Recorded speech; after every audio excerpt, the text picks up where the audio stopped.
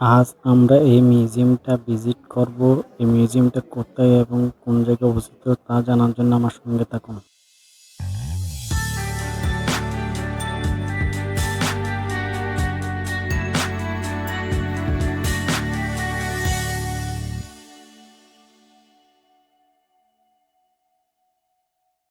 আসসালামু আলাইকুম, আমি আব্দুর রহমান। আর এই মিউজিয়ামটার নাম হচ্ছে মাদার ওয়াক্স মিউজিয়াম।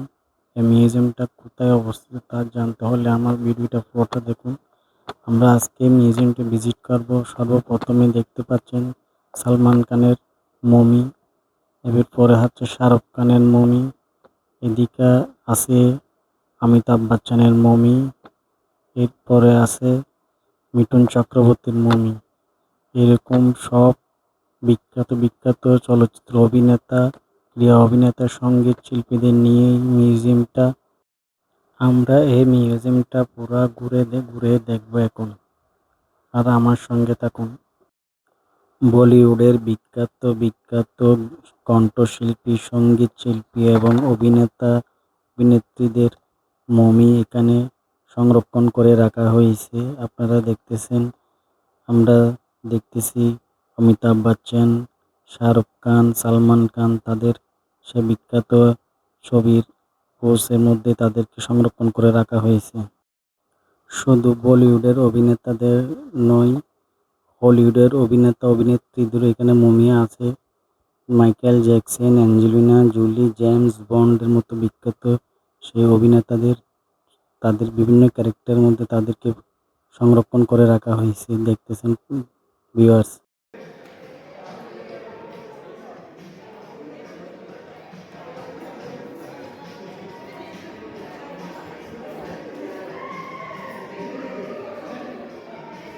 শুধু ফিল্মের নয়, এখানে স্পোর্টস স্টারদেরও মমি রাখা আছে। দেখতেছেন মেসি, ম্যারাডোনা, ক্রিকেট, ফুটবল উভয় স্পোর্টসের বড় বড় প্লেয়ারদের মমিও এখানে সংরক্ষণ করে রাখা হয়েছে দর্শনার্থীদের জন্য। দেখতেছেন ক্রিকেটের বিখ্যাত প্লেয়ারদেরও মমি আছে এখানে।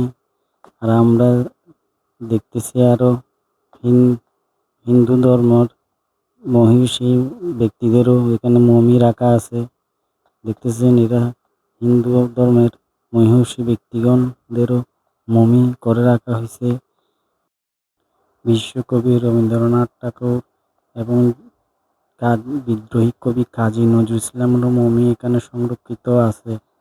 এবং ইন্ডিয়ার জাতীয় নেতাদেরও মমি এখানে রাখা হয়েছে। জি আব্দুল কালাম, প্রণব মুখার্জি, বাংলাদেশের নেতা শেখ মুজিবুর রহমান, বিজ্ঞানী আইনস্টাইন, জগদীশ চন্দ্র বসুদেরও মমি এখানে সংরক্ষণ করা আছে। আমি এখন চলে আসছি ভূতের ঘরে। এখানে ভূত পেতনিদের মমিটা করে রাখা হয়েছে। দেখতেছেন এই ঘরটাতে ঢুকলে সত্যি সত্যি গা চিম চিম করে ওঠে এবং ভয় লাগে। হিন্দুদের ধর্মের মহিষী ব্যক্তিদের মমি দেখতেছেন, বিখ্যাত পুরুষদের মহিষী পুরুষগণের মমি এখানে সংরক্ষণ করে রাখা হয়েছে। বিখ্যাত সঙ্গীত শিল্পী মমি দেখতেছেন, এটা সংরক্ষিত আছে। ওনার নাম সম্ভবত রাজা রামমোহন রায়, আমার ঠিক জানা নেই। আর এখানে দর্শনার্থীরা আসলে যাতে পিকচার তোলার মতো ব্যবস্থা করছে, বিভিন্ন রকম আর্ট করে। দেখতেছেন ভিউয়ার্স, আমি এখন সামনের দিকে যাচ্ছি। আর এই মিউজিয়ামটা কলকাতা নিউ টাউনের ইকো পার্কের অপোজিটে অবস্থিত। এখানে বিখ্যাত কার্টুনের ক্যারেক্টারদেরও মমি করে রাখা হয়েছে। অ্যাভাটার, বিখ্যাত মহাকাশ উপগ্রহ দেখার দূরবীন। দেখতেছেন ভিউয়ার্স, এদিকে আছে কই মিল গিয়া ফিল্মে সেই বিখ্যাত এলিয়ন জাদু।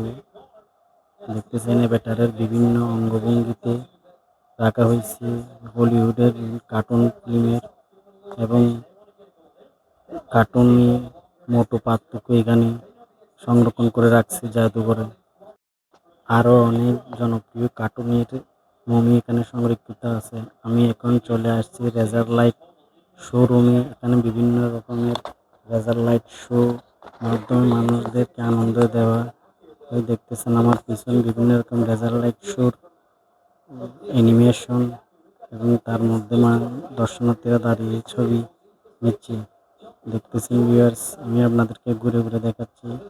চতুর্পাশে বিভিন্ন রকম লেজার লাইট শো, দৃশ্য, লাইটিং। আর আমার এই ভিডিও যদি আপনাদের ভালো লেগে থাকে তাহলে একটা লাইক করে দিবেন। কোনো কিছু জানার থাকলে আমাকে কমেন্ট করে জানাবেন। আর আমার চ্যানেলটা সাবস্ক্রাইব করে আমাকে আরও নতুন নতুন ভিডিও আপনাদেরকে দেখার জন্য উৎসাহিত করবেন। আসসালামু আলাইকুম।